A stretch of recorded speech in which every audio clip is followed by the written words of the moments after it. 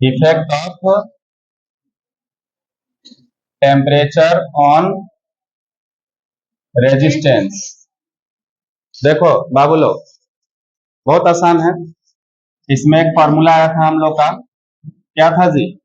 Are equal to R nought 1 plus alpha delta T.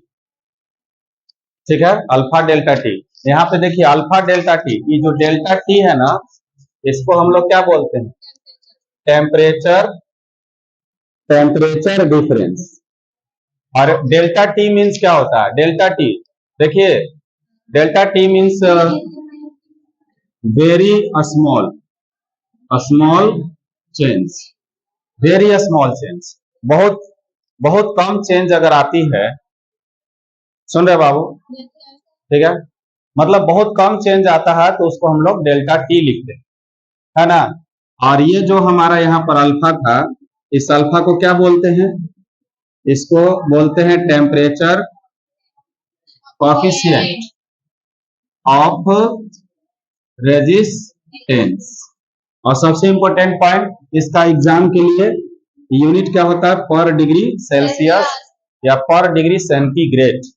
आप ही इसका unit जरूर याद रखें, समझ गए, है ना।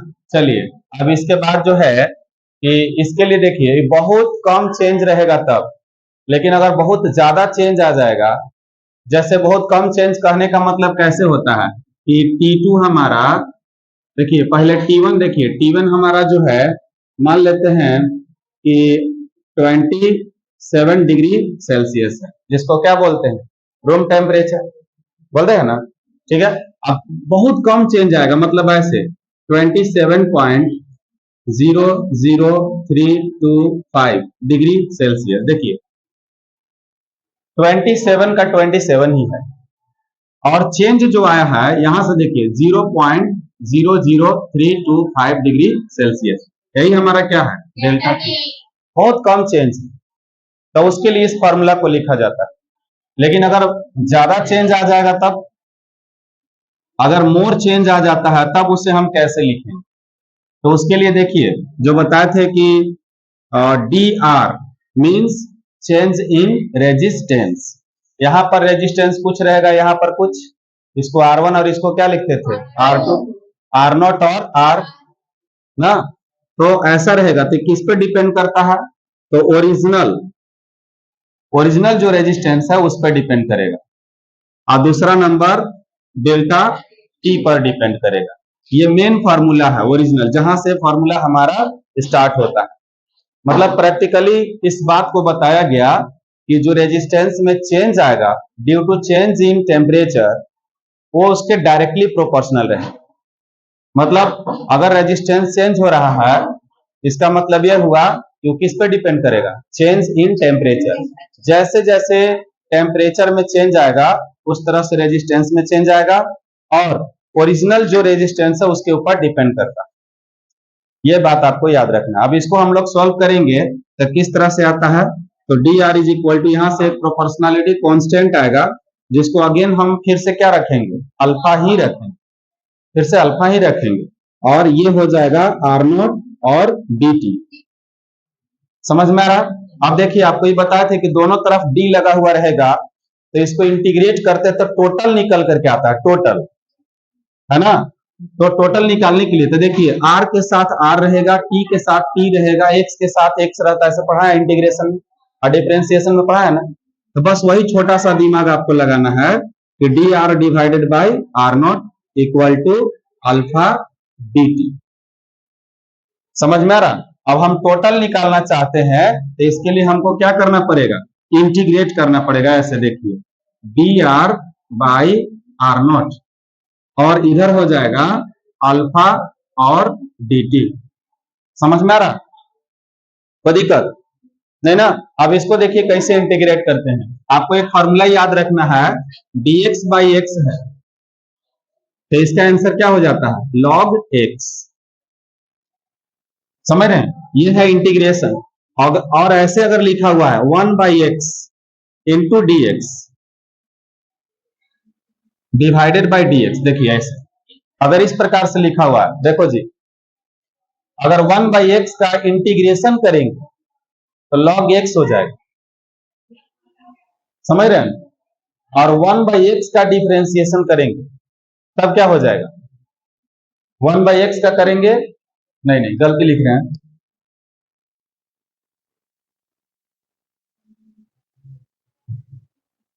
सही है, 1/x रहेगा छोटू। देखो इसको अगर 1/x और dx लिखते हैं ऐसे तो इसका आंसर क्या हो जाएगा? log x हो जाएगा।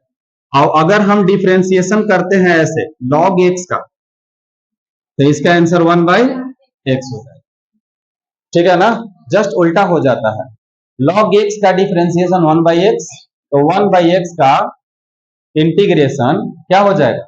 log x। ये याद कर लेना, बहुत इजी फॉर्मूला है, कर लीजिएगा आप लोग, ठीक है? तो यहां से देखिए क्या हम लोग देख रहे हैं, 1/r है कि नहीं, 1/r, ऐसा हम लोग इसको लिखेंगे, यहां लिख देंगे 1/r का क्या हो जाएगा? इंटीग्रेशन log r, r0 है तो यहां पर क्या लिख देते हैं? r0, ठीक है, इक्वल टू यहां से अल्फा को बाहर कर लेंगे तो dt का क्या हो जाएगा बाबू? t हो जाएगा, समझ रहे हैं? और लिमिट रखेंगे कि टेम्परेचर कहां से कहां तक जाएगा, टेम्परेचर T1 टू कहां जाएगा?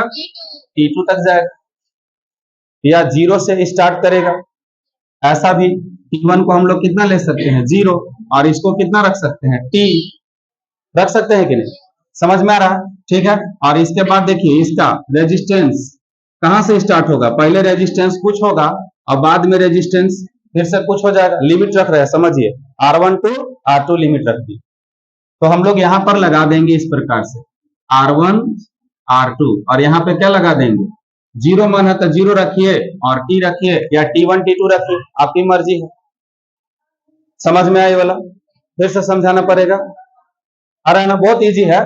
अब देखिए क्या है फॉर्मूला, फॉर्मूला कहता है पहले इसको रखिए, फिर माइनस करिए, फिर इसको रखिए, तो हो जाएगा log R2 माइनस, और log कितना हो जाएगा?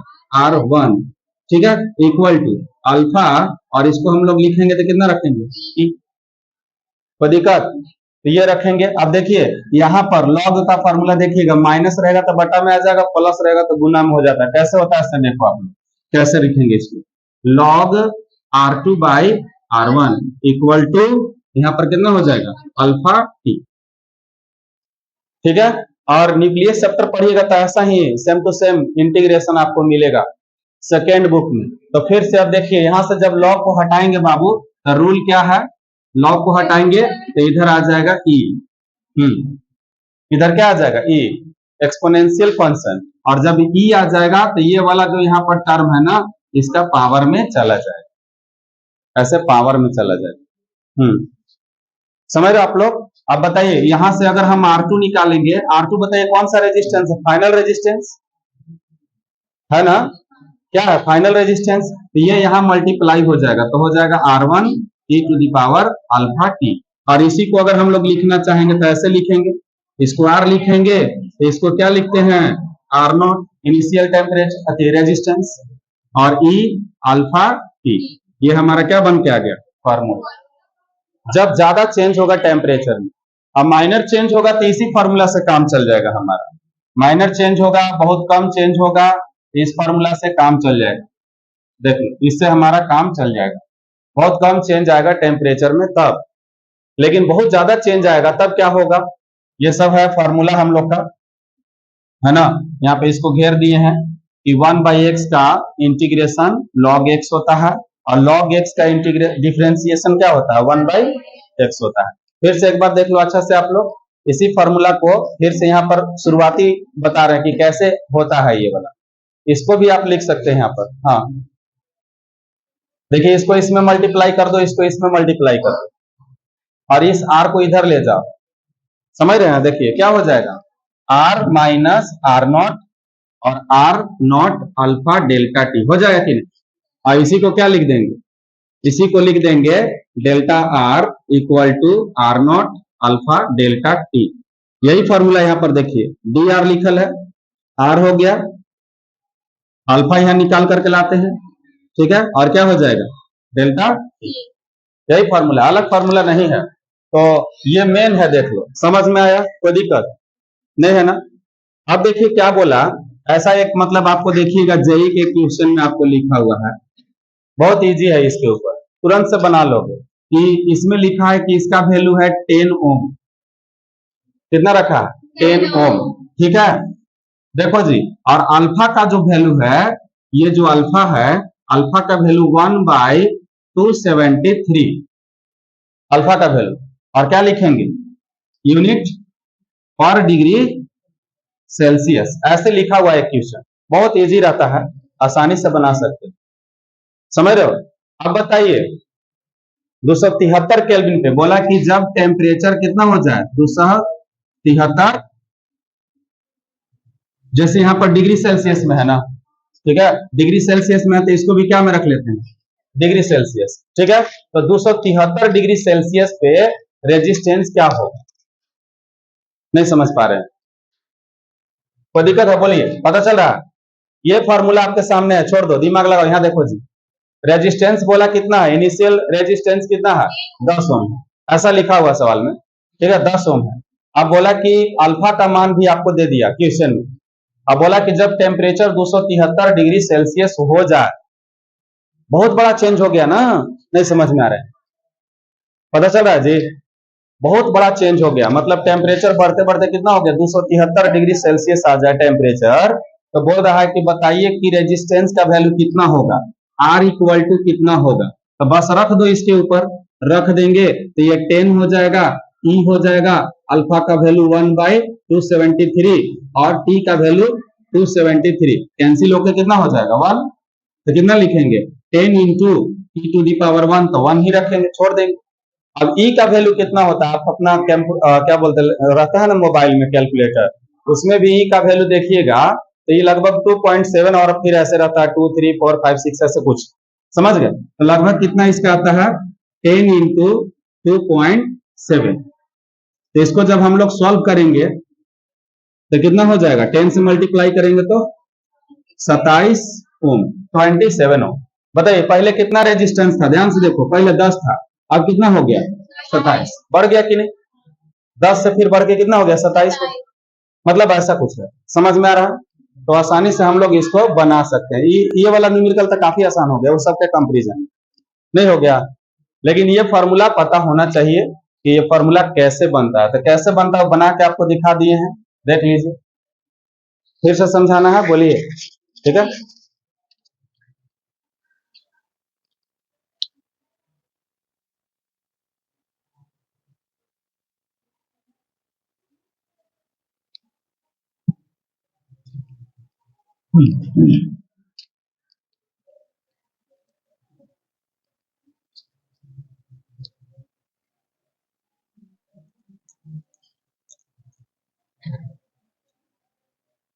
चलिए नेक्स्ट टॉपिक देखो आप लोग,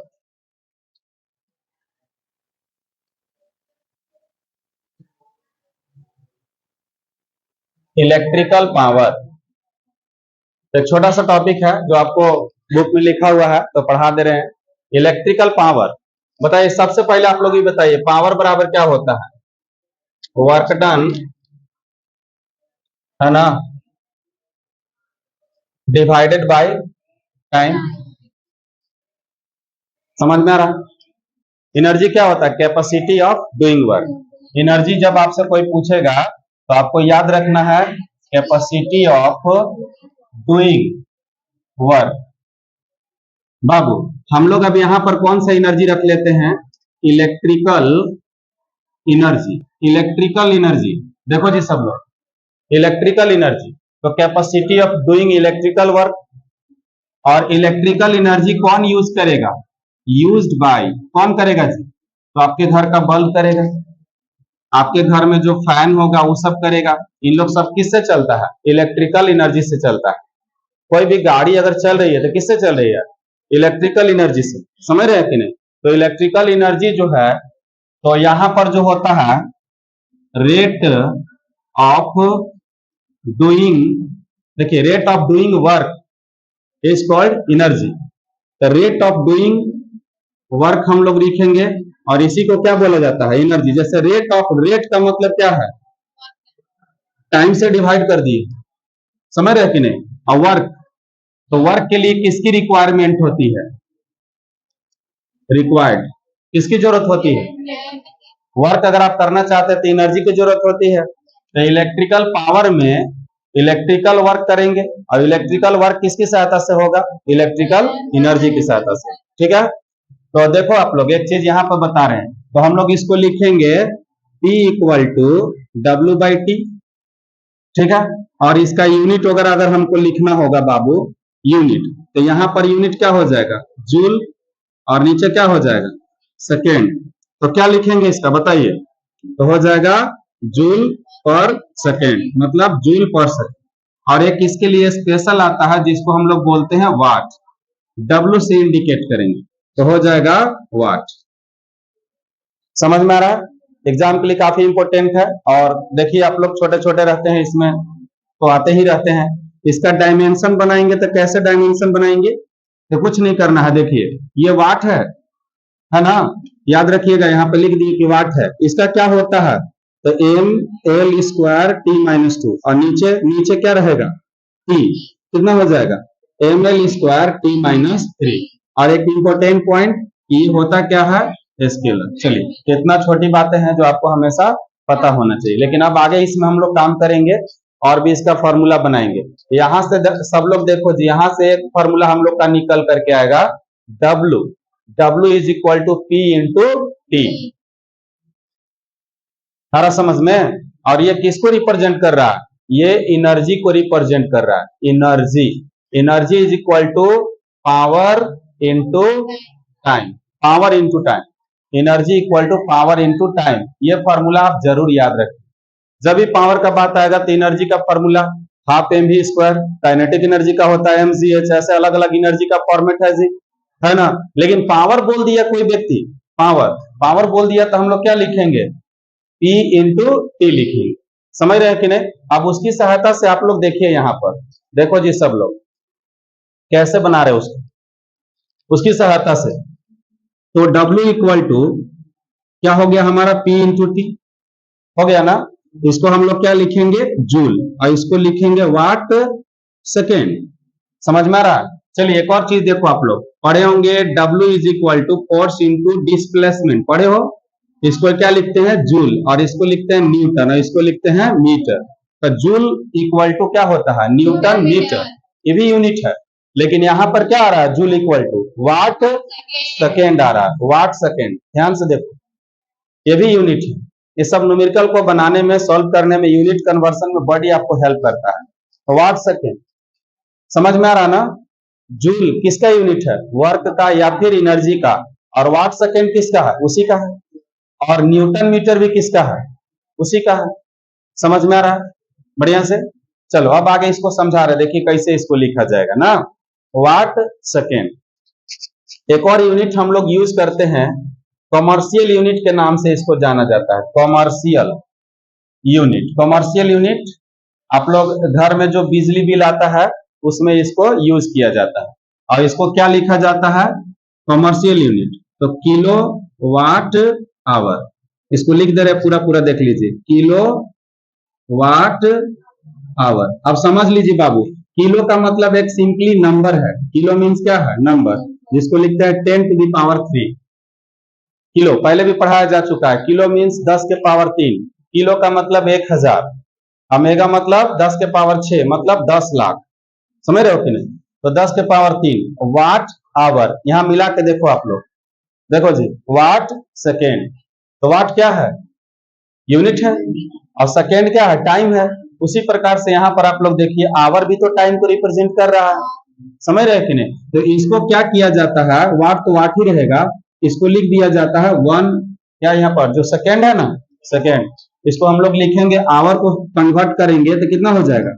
3600 सेकेंड हो जाएगा। होगा कि नहीं? 1 आवर में कितना होता है? 3600 सेकेंड। बहुत सिंपल बात है। अब इस सब को आपस में मिक्स कर दीजिए, तो मिक्स कर दीजिए तो 1 के मतलब kilowatt hour equal to कितना हो जाएगा? 10 टू द पावर 3, और इसको लिखेंगे 3.6 इंटू 10 टू द पावर 3। देखिए 1 2 3। समझ में आ रहा है कि नहीं? तो दिक्कत तो बताइए, यहां पर रख दिए इस तरह से, और क्या बच गया? देखिए इसका वैल्यू तो लिख दिए, वाट तो रह गया ना, और आवर को क्या में कर दिए, सेकेंड में, तो सेकेंड तो रह गया ना। और हमको पहले से पढ़ाया गया है कि वाट सेकेंड इक्वल टू क्या होता है, जूल होता है। तो अब हम इसको कैसे लिखेंगे, तो ऐसे लिखेंगे, है ना, 10⁶ जूल लिखेंगे। तो ये आपको परीक्षा में ऑब्जेक्टिव में पूछता है। ऑब्जेक्टिव में लिखा हुआ रहेगा कि 1 kilowatt hour is equivalent to, बस ऐसी रहेगा, माने 1 किलोवाट आवर का मान क्या होता है, और 4 ऑप्शन लिखे हुए रहेंगे। आप समझ लीजिए कि इसको रटना नहीं है, के का मान रख देना है और आवर का मान रख देना। आवर को सेकेंड में कर दीजिएगा, बस मत याद करके जाइएगा। आवर याद है ना, एक सेकेंड में क्या होता है, तो मत याद कीजिएगा, बस किलोवाट आवर। कोई दिक्कत, इसी को बोला जाता है 1 यूनिट। 1 किलोवाट आवर को ही क्या कहा जाता है, 1 यूनिट एनर्जी, इसी को बोलते हैं 1 यूनिट एनर्जी। तो ये बहुत इंपॉर्टेंट है। अगर आपसे कोई बोलेगा कि बताइए 1 यूनिट एनर्जी कितना होता है, तो इसको आप ऐसे लिखोगे ना, देखिए 1 जीरो इसको दे दोगे तो कितना हो जाएगा, 36। अब 5 जीरो का मतलब, 5 जीरो का मतलब लाख होता है, समझ गए, 36 लाख जूल। 1 यूनिट मतलब 36 लाख जूल। कोई दिक्कत किसी को है, बोलिए, समझ में आ रहा बढ़िया से। आप देखिए क्या समझा रहा है आपको, ये आपको ये समझा रहा है किलो का मतलब कितना, 1000। इसको और ढंग से समझिए, इसको ऐसे भी लिख सकते हैं 1000 वाट, और क्या लिख सकते हैं, आवर लिख सकते हैं कि नहीं। मतलब कह रहा है कि जब कोई 1000 वाट का मशीन 1 घंटा तक चलेगा, समझ लीजिए क्या कहना चाह रहा है ना, ठीक है। कह रहा है कि जब कोई 1000 वाट का मशीन रहेगा 1000 वाट का, और कितना देर तक उसको ऑपरेट करेंगे हम, कितना देर तक चलाएंगे, 1 घंटा तक, तब हमारी जो बिजली खर्च होगी वो कितना होगा, 1 किलोवाट आवर, या तब बोलेंगे कि कितना होगा, 1 यूनिट। जैसे अभी गवर्नमेंट क्या कर रही है, 100 यूनिट बिजली फ्री कर रही है। अभी बिहार में चुनाव होना है तो 125 यूनिट बिजली फ्री किया जा रहा है, 125 यूनिट। तो एक आम घर में कितना यूनिट बिजली खर्च हो सकता है, उसके बारे में हम लोग समझेंगे। पहले इतना सारा बात आपको समझ में आ गया, कोई दिक्कत है नहीं है ना। चलिए आगे हम समझा रहे कि कैसे होता है, देखिए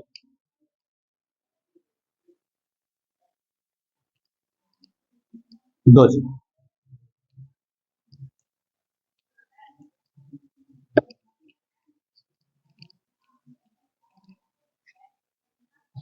देखिए देखिए 1 यूनिट मीन्स क्या होता है, 1 किलोवाट आवर, यही ना होता है। मेन पॉइंट समझ लो, यही आपको याद रखना है हमेशा।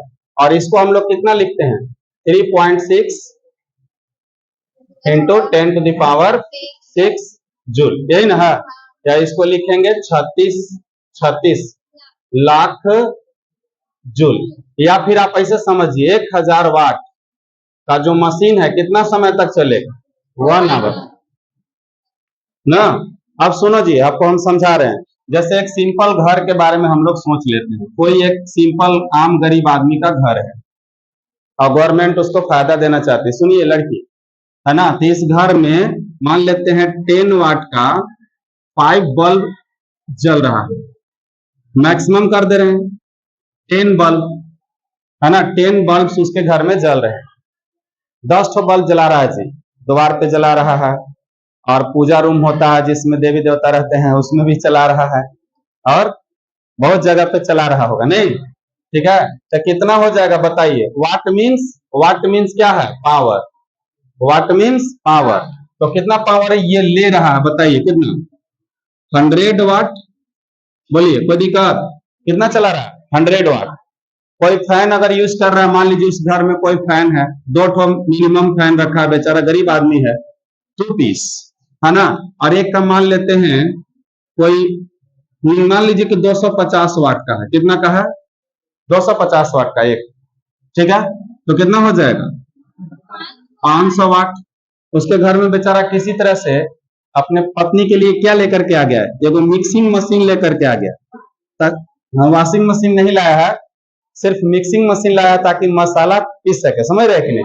वॉशिंग मशीन नहीं ला रहा है क्योंकि वो चाह रहा है कि काम करके कपड़ा खींच करके उसकी पत्नी कैसी रहे, मजबूत रहे थोड़ा, है कि नहीं, चाह रहा है शरीर से बने रहे, समझ गए।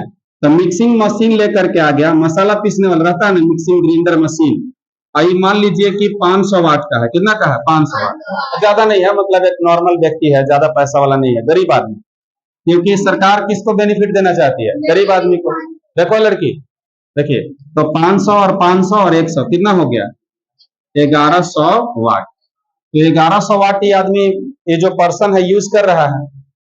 अब ध्यान से देखिए आप लोग, बढ़िया समझिए कि ये जो 100 वाट का जो बल्ब यूज कर रहा है टोटल, समझ रहे हो ना, 100 वाट का बल्ब यूज कर रहा है टोटल, तो कितना देर करेगा, मैक्सिमम 8 घंटा, 10 घंटा, 12 घंटा करेगा, रात में ही ना चलाएगा, दिन में चला करके तो नहीं छोड़ना है, और नहीं छोड़ना चाहिए ना, कारण समझ जाइएगा आप लोग। तो मान लेते हैं कि पर डे ये 10 आवर यूज कर रहा है, कितना समय था, 10 आवर, लेकिन ये सब कितना देर चलाएगा, इसको भी मान लेते हैं, इसको भी मान लेते हैं 8 आवर चलाने का काम करेगा, है ना, लेकिन इसको कितना देर चलाएगा, ज्यादा से ज्यादा कितना मशीन, 5 मिनट 10 मिनट, समझ रहे कि नहीं, ठीक है। तो 10 मिनट कहने का मतलब हो गया कितना, 1/6 आवर, 1 बाई कितना बाबू, 6 आवर।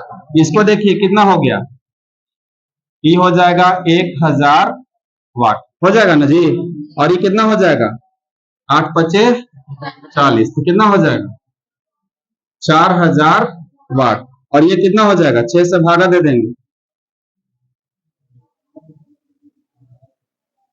वाट आवर हो गया ना, क्या हो गया, वाट आवर, वाट आवर हो गया, और इसको भागा दे देंगे तो कितना से चला जाएगा, 8 छक्कर, लगभग इसको 80 मान लेते हैं, 80 वाट आवर, कोई दिक्कत। इस सब को जोड़ेंगे, देखिए वाट आवर मतलब क्या है बताइए, वाट मीन्स पावर, और वाट आवर का मतलब क्या है, energy, watt hour means energy, तो कितना हो जाए, 4 1 5, इसको नेग्लेक्ट ही मान लो कैलकुलेशन के तौर पे, तो कितना हो जाएगा 5000 वाट आवर, कितना हो गया 5000 वाट आवर, और यहाँ पर 1000 को हटा देंगे तो आ जाएगा क्या, ये किलो वाट आवर। अब आपको पता है कि 1 किलो वाट आवर को क्या बोला जाता है, 1 यूनिट, तो इसका मतलब हुआ कि ये व्यक्ति कितना यूज किया, 5 यूनिट, है ना। और गरीब इलाकों में 1 यूनिट का दाम 7-8 रुपया या 5 रुपया रहता है, बड़े बड़े शहर में जाइएगा तो 10 से 15 के बीच में रेंज आता है, समझ गए। तो गरीब इलाकों में 5 मान लेते हैं कि 10 रुपया ही मान लो 10 रुपया, तो जब पोस्ट निकालिएगा आप लोग तो 5 इंटू 10 रुपीज हो जाएगा, कितना हो जाएगा 50 रुपया। कितना दिन का आया, 1 दिन का, तो 30 दिन का कितना आएगा, समझ रहे आप लोग। देखिए 1 दिन में 5 यूनिट है, 1 दिन में कितना है 5 यूनिट, तो 30 दिन में कितना होगा 150 ना, अरे भाई 30 दिन में कितना यूनिट आएगा 1500, हाँ ओके ओके, देखो अरे 1 दिन में कितना 5 यूनिट, 30 दिन में कितना यूनिट 1500 बोल रहे आप लोग, अरे यहाँ देखिए आप लोग, इस बात को समझिए, कितना हो गया जी। अब बिहार सरकार कितना दे रहा है, 125 यूनिट फ्री करेगा, तो उसे कितना बच जाएगा 25 यूनिट, तो 25 यूनिट का दाम अगर उस व्यक्ति को देना होगा 10 रुपए के हिसाब से, 1 महीने का उसका कितना खर्च आएगा 250 रुपए आएंगे। अब अगर एक यूनिट भी फ्री नहीं देगा तो कितना हो जाएगा 1500 रुपये, तो हर महीने में गवर्नमेंट उसको कितना हेल्प किया उस गरीब व्यक्ति को 1250 रुपये, समझ रहे कि नहीं। इसीलिए हर कोई ऐसा सरकार चाहता है तो उसके लिए बिजली फ्री कर दे, बिजली फ्री कर दे, समझ रहे कि नहीं, पानी फ्री कर दे, नहीं चाहता ऐसा, हर कोई चाहता है कि ऐसी कोई गवर्नमेंट आए जो हमारे लिए रोड भी अच्छा से फ्री से बना के दे दे, और बिजली फ्री कर दे, और पानी फ्री कर दे, और एजुकेशन, समझ रहे हो, सुनो सुनो सुनो सुनो, हल्ला नहीं करो। एक आम गरीब आदमी अगर प्राइवेट में पढ़ रहा है, जैसे अभी आप लोग पढ़ रहे हैं, तो क्या खर्च आएगा 10-12 हजार रुपए अगर आता है, और अगर एजुकेशन पूरी तरह से फ्री हो जाएगा, 1 रुपया भी एजुकेशन पे ना लगे, तो बताइए व्यक्ति को अच्छा लगेगा कि नहीं लगेगा, नहीं लगेगा। जैसे यहाँ पे 1250 रुपए एक व्यक्ति का, आम आदमी का बच जा रहा है, बच रहा है कि नहीं, लेकिन आम गरीब आदमी क्या करता है गलती, यहाँ पर देखिए 10 वाट का जो बल्ब है ना, उसको कितना वाट का बल्ब लगा देता है 100 वाट 100 वाट का लगा दिया तो 10 गुना ज्यादा ना हो गया, एक बल्ब पे 10 गुना गया, तो 10 बल्ब लगाया तो कितना हो जाएगा 100 गुना, तो 100 से गुना कर लो इसमें, जो 250 का जा रहा है ना, 100 से गुना कर लो, 25,000 रुपये उसको चला जाएगा, नहीं चला जाएगा इसे, और उसके अकॉर्डिंग तो काफी चला जाएगा। इसलिए हमें 100 वाट का जो बल्ब होता है उसे हमें यूज नहीं करना चाहिए। 10 वाट का, 15 वाट का बल्ब लगाइए, उसका वारंटी भी रहता है ना। 9-10 वाट का है।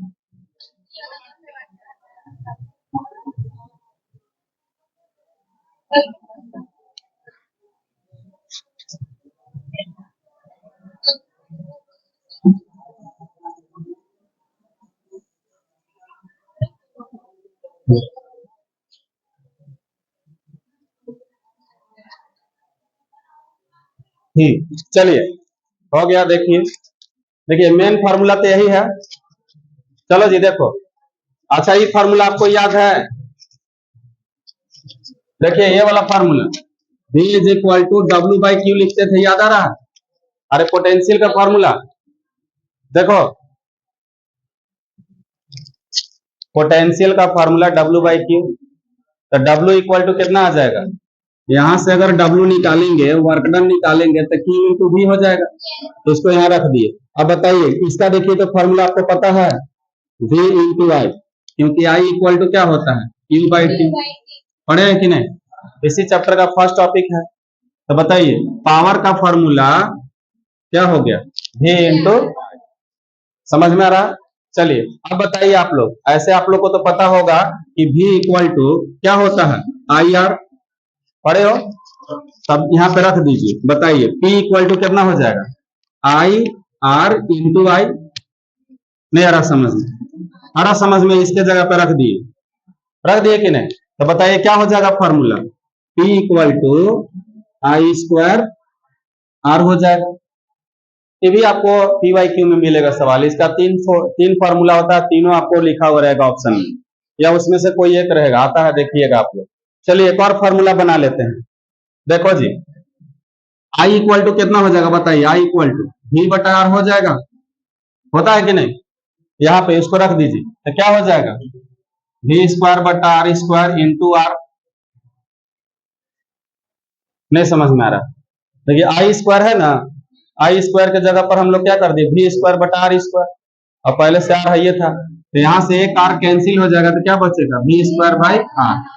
तो ये भी एक पावर का फॉर्मूला हो गया। तो लास्ट पावर को लिख रहे हैं, देखिए W by T V into I और आई स्क्वायर आर और V स्क्वायर बाई आर। अंतर क्या है समझ पा रहे आप लोग?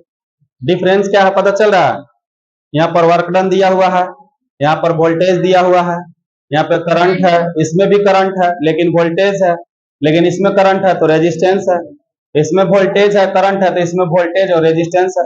चेंज है कि नहीं? तो आप समझ लीजिए कि सवाल में क्या लिखा हुआ है उसके अकॉर्डिंग हम लोग इसको बना लें। समझ पा रहे हो? तो यही आपको एग्जाम के लिए काफी इंपॉर्टेंट है, ये डेरिवेशन आप जरूर याद रखिएगा, ये वाला है ना। कोई दिक्कत समझ में आ रहा? देख लो, हो गया ना?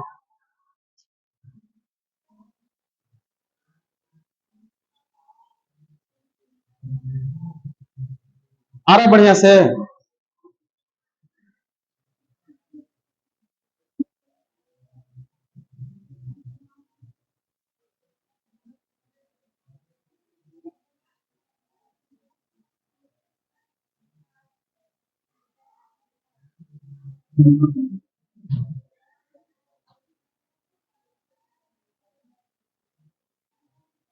देखिए इसको हम लोग जूल्स लॉ भी बोलेंगे, डायरेक्टली आपको परीक्षा में पूछ सकता है जूल्स लॉ। और इसको भी आप देखिएगा पी वाई क्यू में आपको मिलेगा 2 मार्क्स में, 2 नंबर में सवाल पूछा गया। जूल्स लॉ डायरेक्ट लिखा रहेगा कि व्हाट इज जूल्स लॉ, या पूरा लिखा हुआ रहेगा heating effect of Joule's law. बहुत इजी है। देखो जैसे ये मान लीजिए कि कोई वायर है, ठीक है, और इससे कोई करंट आई ऐसे पास हो रहा है, पास हो रहा है। जब पास हो रहा है तो इसको कोई रेजिस्ट करता है, कौन रेजिस्ट करता है? आर करता है ना जी। अच्छा ये जो करंट पास हो रहा है यहां से यहां तक जो करंट पास हो रहा है, इसका रीजन क्या है? कि इधर से कोई चार्ज ऐसे फ्लो कर रहा हो, समझ पा रहे हो? इधर से कोई चार्ज ऐसे आ रहा होगा। अभी दोनों पॉइंट के बीच में कुछ तो पोटेंशियल डिफरेंस होगा भी, होगा कि नहीं होगा? ये सब सोच के देखिए आपको। तो हम यहाँ पर जब V इक्वल टू निकालेंगे तो W by Q, work done in bringing this charge from this point two this point is called potential, ऐसे लिख सकते हैं। समझ में आ रहा है कि नहीं? तो यहाँ से हम क्या निकाल सकते हैं? W, और W मीन्स एनर्जी, और यहाँ पर जो हीटिंग लिखा हुआ तो हीटिंग से क्या बन जाएगा? हीट बन जाएगा कि नहीं? और हीट मीन्स क्या होता है? एनर्जी, और एनर्जी मतलब क्या होता है? वर्क डन, और वर्क डन मीन्स क्या होता है? Work done means Q into V होता है। इसको इक्वेशन नंबर फर्स्ट रख लो, डायरेक्ट पहले डेरिवेशन बाद में डिफिनेशन। देखो अब चलो आगे बढ़ते हैं, बताइए V इक्वल टू क्या होता है और Q इक्वल टू क्या होता है, ये भी सोचिए। यहाँ पर Q इक्वल टू क्या निकल करके आएगा, बोलिए जी। एक फॉर्मूला ही हो गया, और बताइए I equal to Q by T हो जाएगा, बोलिए सब लोग, सही है? सही है कि नहीं? तो यहाँ से Q निकालेंगे तो कितना हो जाएगा? I इंटू टी, तो यहाँ रख दे I इंटू टी, और V इक्वल टू क्या होता है? V equal to V I R के बीच में रिलेशन, अलग से फॉर्मूला नहीं बना रहे, तो क्या होता है? I R, कितना हो जाएगा? I square R T. Energy का बहुत सारा फॉर्मूला है, नहीं एनर्जी का बहुत सारा है, लेकिन अभी अभी कौन सा है? जूल्स लॉ, यही जूल्स लॉ है।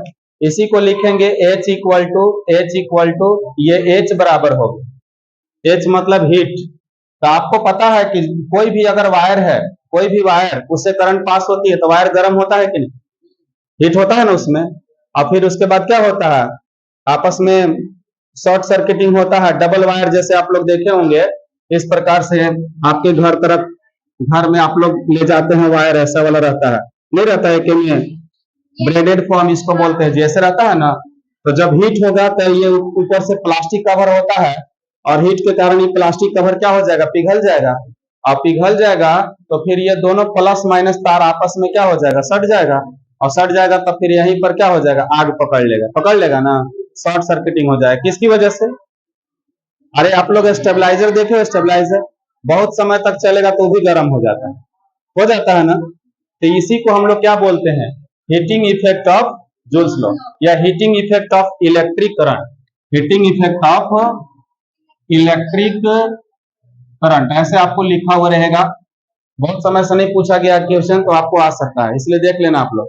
चलो जी, डेरिवेशन समझ में आया सबको? इसको ऐसे भी लिखा जा सकता है, देखिए D U equal to I square R और डी टी। इसका मतलब समझ में आ रहा है कि स्मॉल टाइम में स्मॉल हीट प्रोड्यूस हुआ हो। अच्छा, ये सवाल आपको क्या समझा रहा है? देखिए ये आपको क्या समझा रहा है? ये समझा रहा है कि किसके डायरेक्टली प्रोपोर्शनल है? आई के। देखो जी, आई के डायरेक्टली प्रोपोर्शनल, और आर के, और डी टी, पता चल रहा है? अब आई के कैसे प्रोपोर्शनल है? जैसे 5 एम्पियर करंट है तो हीट कितना इंक्रीज करेगा? अगर हम इसको रखते हैं 5 एम्पियर, देखो जी, तो ये वाला कितना चला जाएगा? 25, मतलब हीट कितना यहां से बनेगा? सुन रहे हो? ये किसको हम लोग निकाल दिए? हीट को, है ना। तो करंट जैसे जैसे इंक्रीज करेगा, उसके डायरेक्ट यहाँ पर स्क्वायर फॉर्मेट में क्या हो जाएगा? हमारा हीट रिलीज होगा। ज्यादा ज्यादा करंट अगर सर्किट में जा रहा है, ये सब वायरिंग किया हुआ है ना, इसमें ज्यादा करंट जाएगा तो हीट भी क्या होगा? ज्यादा प्रोड्यूस होगा, और रेजिस्टेंस के डायरेक्टली प्रोपोर्शनल। रेजिस्टेंस बढ़ेगा तो हीट भी बढ़ जाएगा।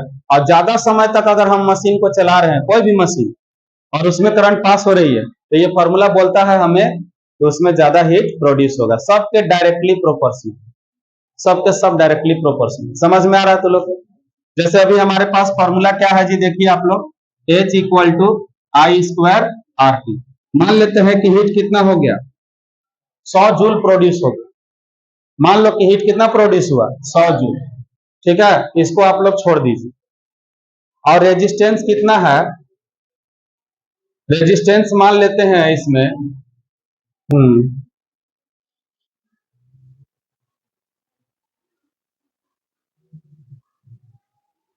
रेजिस्टेंस मान लीजिए कि 1 ओम है। कितना है? 1 ओम। और टाइम मान लीजिए कि करंट कितना देर तक पास हो रहा है, तो करंट पास हुआ